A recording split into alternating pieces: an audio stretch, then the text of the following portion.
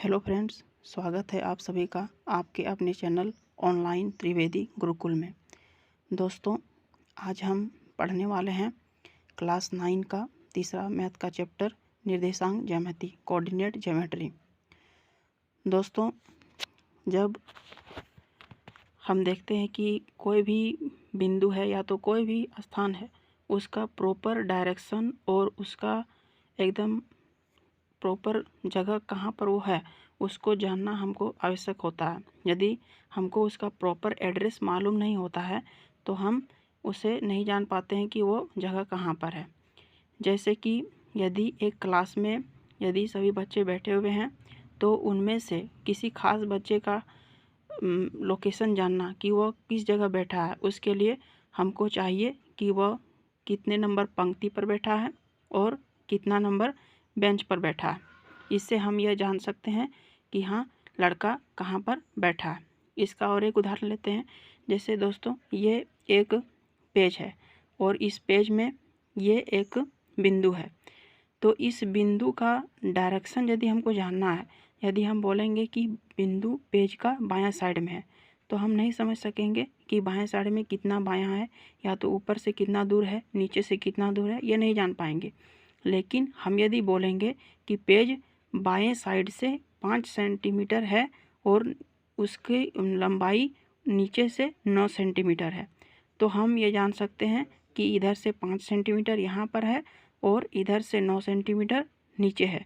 तो 5 सेंटीमीटर और 9 सेंटीमीटर मतलब बिंदु इस जगह पर अवस्थित है, इस जगह पर है। इससे हम उसका प्रॉपर लोकेशन जान पाते हैं। तो दोस्तों, इसको समझने के लिए गणित में एक अध्याय है, चैप्टर है, जो कार्तीय निर्देशांक ज्यामिति कहलाता है। इसको पढ़ने के लिए हमको सबसे पहले कार्टेशियन सिस्टम कार्तीय पद्धति सीखना पड़ेगा। इसका नामकरण एक मैथमेटिशियन थे जिनका नाम था रेने दकार्ते। उन्होंने उसका खोज की थी, बिंदु की अवस्थिति के बारे में उनको पता लगाया था, इसलिए उनके नाम पर इसका नाम कार्तीय पद्धति कार्टेशियन सिस्टम पड़ा है। दोस्तों, आप लोग नंबर लाइन संख्या रेखा के बारे में जानते होंगे।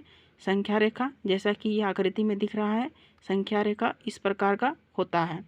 संख्या रेखा में एक मूल बिंदु होता है जिसे ओरिजिन कहते हैं, ओ, और उसके राइट साइड यानी दाहिने तरफ सभी धनात्मक चिन्ह होते हैं। 1 2 3 4 5 6 इसी प्रकार चलता जाता है। और नंबर लाइन के बाएं साइड में, इधर संख्या रेखा के बाएं साइड में -1 -2 -3 -4 -5 -6 इसी प्रकार से चलता है और ये आगे तक जाता है। ये जो बीच में स्थान है ये ओरिजिन कहलाता है, मूल बिंदु कहलाता है।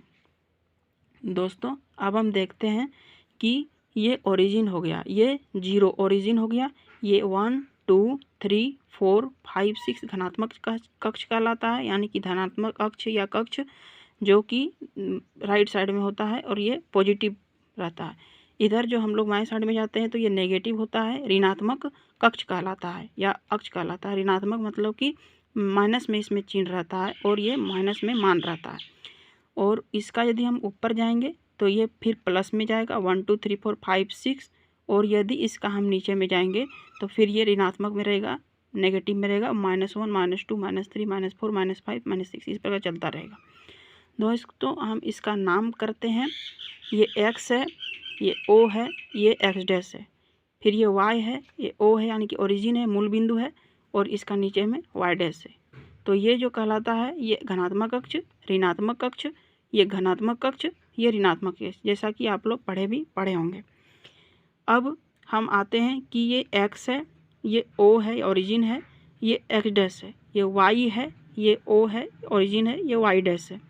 लेकिन इसके बीच में ये जो पहला चतुर्थांश है इसको क्वाड्रेंट कहते हैं। पहला चतुर्थांश, ये दूसरा चतुर्थांश, ये तीसरा चतुर्थांश, ये चौथा चतुर्थांश, मतलब क्वाड्रेंट नंबर 1 2 3 4। इसमें जो सभी चिन्ह रहेंगे ये प्लस प्लस के चिन्ह रहेंगे, इसमें सभी चिन्ह जो रहेंगे माइनस प्लस के चिन्ह रहेंगे, इसमें थर्ड में सब माइनस माइनस के चिन्ह रहेंगे और चौथा में सब प्लस और माइनस के चिन्ह रहेंगे। अब इसको हम देखते हैं आगे। x निर्देशांक जितने भी x के निर्देशांक को रहेंगे उसको भुज कहा जाता है। x निर्देशांक को भुज कहा जाता है और y निर्देशांक को कोटि ऑर्डिनेट भी कहा जाता है। y निर्देशांक को कोटि ऑर्डिनेट कहा जाता है। आगे जब हम प्रश्न बनाएंगे तब देखेंगे कि लिखा रहेगा कि x का निर्देशांक बताइए, y का निर्देशांक बताइए, तो हमको उसको या तो भुज बताइए, इसका कोटि बताइए, कोऑर्डिनेट बताइए, तो हम उसको लिखेंगे, x का मान लिखेंगे और y का मान लिखेंगे। अब उसको हम निकालते कैसे हैं उसके बारे में हम जानेंगे। तो ये संख्या रेखा है, इसके बारे में मैं पहले आप लोग को बता चुका हूँ। अब हम देखते हैं कि यहाँ पर p का मान निकालना है, ये p का निर्देशांक निकालना है, p का निर्देशांक निकालना है और यहाँ q का निर्देशांक निकालना है। तो p और q का निर्देशांक हम किस प्रकार निकालेंगे? तो यदि हम एक बिंदु का निर्देशांक निकालते हैं तो उसमें हम सबसे पहले x का निर्देशांक निकालते हैं, फिर y का निर्देशांक निकालते हैं। सबसे पहले हम x का निर्देशांक निकालते हैं, फिर y का निर्देशांक निकालते हैं। जैसे कि हम यदि यहाँ पर p का निर्देशांक निकाल रहे हैं तो x के जगह में 4 है, x के जगह में p के हम नीचे देखेंगे तो x के जगह में कितना है, ये 4 है। और p के यदि इसको हम समानांतर देखेंगे तो p y के जगह में कितना है, 3 है। तो 3 ये भी प्लस में है और ये भी प्लस में है, क्योंकि हम लोग यहाँ देखे थे कि x जो पहला चतुर्थांश पहला क्वाड्रेंट रहता है उसमें ये भी प्लस में रहता है और ये भी प्लस में रहता है। तो हम देखेंगे p का मान कितना होगा, p का निर्देशांक कितना होगा। तो p का निर्देशांक x का हम लोग पहले लिखते हैं, तो x 4 है और y 3 है, x 4 है और y 3 है। तो एक्स वाई किसी को भी हम लोग एक्स वाई के टर्म में लिखते हैं, तो p का निर्देशांक हो जाएगा 4 3, p का निर्देशांक हो जाएगा 4 और y के जगह में 3।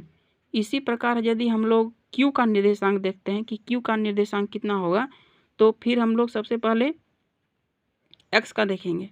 तो x में का कितना मान है, तो x में इसका मान है -5 और y का कितना मान है, y का मान है -2, x का मान है -5, y का मान है -2। तो इसी प्रकार से हम लोग देखेंगे कि q का मान कितना हो जाएगा, तो q का निर्देशांक कितना हो जाएगा, -5 और -2, -5 -2, क्योंकि हम लोग किसी को x y के टर्म में लिखते हैं। अब हम लोग देखेंगे कि इसमें माइनस माइनस का चिन्ह आया कि नहीं, क्योंकि हम लोग देखे थे कि क्वाड्रेंट जो रहता है चतुर्थांश नंबर 3 जो रहता है उसमें ये भी माइनस में रहता है और ये भी माइनस में रहता है, दोनों माइनस में रहता है। तो इसी प्रकार से यहाँ पर ये भी माइनस में हो गया और ये भी माइनस में हो गया, ये भी माइनस में हो गया, ये भी माइनस में हो गया। अब हम लोग देखते हैं कि निर्देशांक को कोष्टक यानी कि ब्रैकेट में हमेशा लिखा जाता है, ब्रैकेट के अंदर लिखा जाता है। कोई भी यदि हम लोग निर्देशांक लिखते हैं तो उसको कोष्टक के अंदर लिखते हैं। जैसे p का निर्देशांक हम लोग लिखें तो p का निर्देशांक हम लोग 4 3 लिखे थे तो वो कोष्टक के अंदर लिखे थे। इसी प्रकार q का यदि निर्देशांक लिखते हैं तो -5 -2 लिखते हैं। Thank you.